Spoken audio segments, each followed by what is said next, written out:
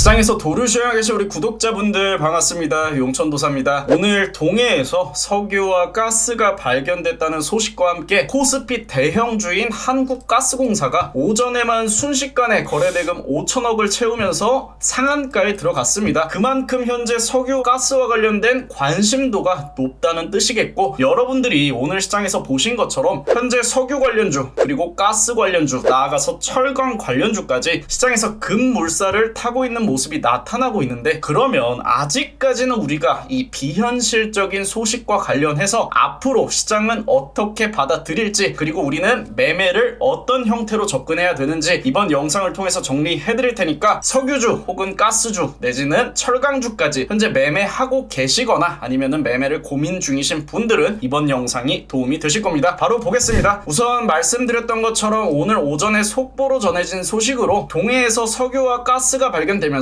이르면 2035년부터 석유 생산에 들어갈 수 있다는 어마어마한 소식이 나왔어요. 사실 이거는 1960년대에도 한번 이슈가 되었던 내용인데, 이때는 이제 석유가 아니라 매장된 게 경유로 확인되면서 해프닝으로 한 차례 끝났었죠. 그리고 약 60년이 지난 현대 시점에서 이 이슈가 재점화되고 있는 겁니다. 그리고 현재 정부에서는 단순히 심증만으로 얘기를 한 게 아니라 세계 최고 수준의 심해기술 평가 전문 기업의 물리탐사 심층 분석을 맡겼었고, 이게 작년부터 최근까지 이루어졌었는데 이번에서야 매장되어 있을 가능성이 굉장히 높다는 판단이 나온 거죠. 지난해 2월부터 극비에 진행됐던 이 프로젝트가 현재 현실이 될 가능성이 점쳐지고 있는 겁니다. 그리고 대통령이 직접 브리핑을 한 내용이기 때문에 사실상 단기간에 뒤집어지긴 어려운 이슈라고 봐요. 물론 굉장히 내러티브하고 굉장히 리스크한 테마일 수는 있습니다. 하지만 적어도 지금 시장에는 재료가 없다는 점에서 이 이슈는 최소 이번 주까지는 강풍을 몰고 올 것이다, 이렇게 말씀을 드릴 수 있을 것 같고요. 실제로 현재 보시는 것처럼 동해에서 석유와 가스가 매장되어 있을 경우 이게 성공 확률은 20%밖에 되지 않습니다. 근데 우리나라가 이 산유국의 지위를 얻을 수 있다는데 20%의 가능성, 솔직히 저는 높다고 봅니다. 20%나 되는 거예요, 산유국이 될 수 있는 가능성이.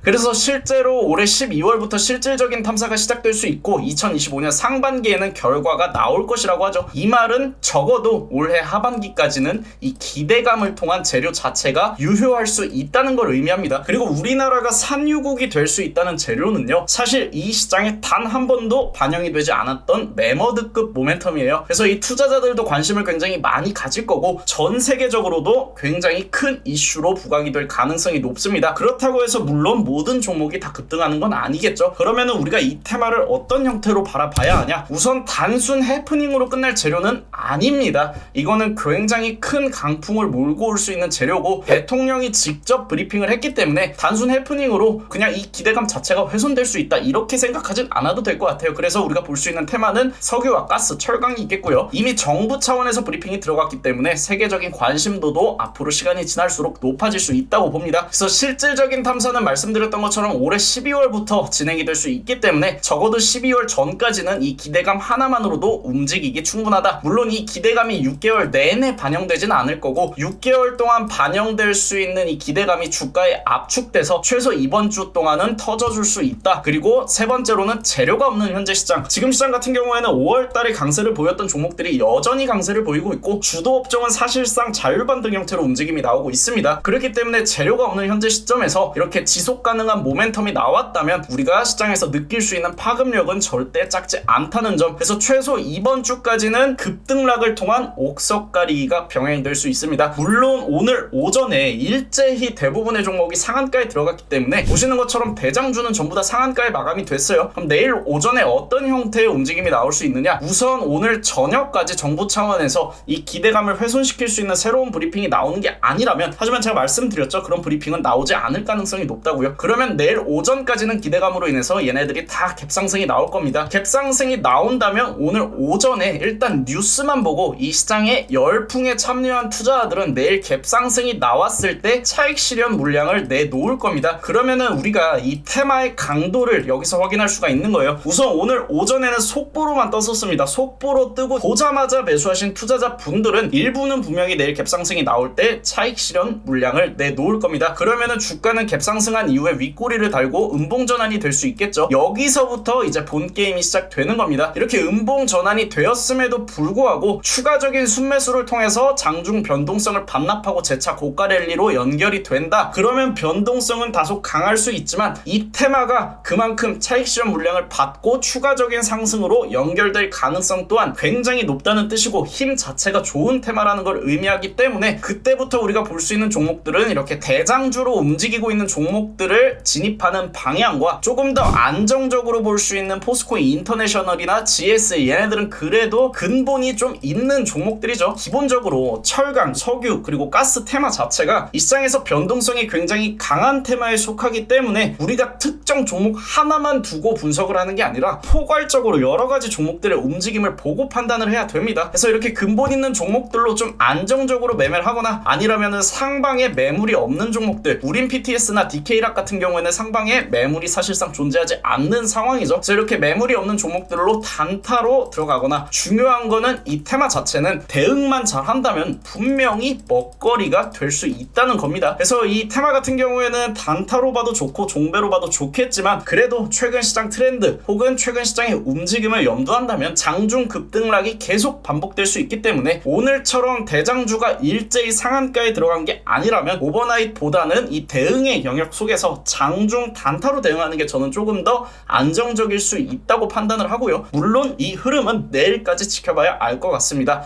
왜? 이 시장에서 단 한 번도 반영되지 않은 재료이면서도 굉장히 강력한 재료가 될 수 있기 때문이죠. 그래서 우리가 이런 종목들을 단타로 진입했다가 원하는 자리가 나왔을 때 분할 익절을 충분히 하시고 나머지 물량은 이 테마의 추세가 꺾이기 전까지 지속 홀딩해서 고가 운영을 하는 것 또한 방법이 될 수 있을 것으로 생각이 됩니다. 그래서 지금 시장은 여러분들이 딱 한 가지만 기억을 하시면 될 것 같아요. 사실 모멘텀의 진위 여부는 중요하지 않은 시장이 됐습니다. 어차피 급등하는 종목의 개인 투자자가 올라타는 테마주 장세로 변질되었기 때문에 이렇게 강력한 테마가 나왔다면 사실 손 놓고 기다리는 것보다 우리가 소액이라도 단타로 참여를 해서 이 시장 트렌드에 맞춰서 움직이는 것 또한 충분히 전략적인 움직임이라고 생각을 하고요. 지금 주도 업종 저가의 매수에서 반등을 기다리기에는 현재 국내 증시 같은 경우에는 매크로 환경 자체가 둔화되어 있고 환율도 여전히 높은 상황이기 때문에 글로벌 증시 반등에 동조하기 어렵습니다. 그럴수록 이렇게 내러티브한 테마주에 자금이 더 쏠릴 수 있다는 점